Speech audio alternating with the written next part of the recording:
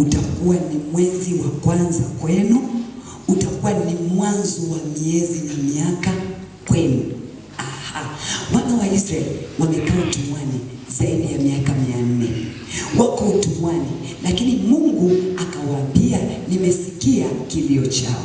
Mungu anaposikia kilio, ana kawaida ya kumtuma mtu.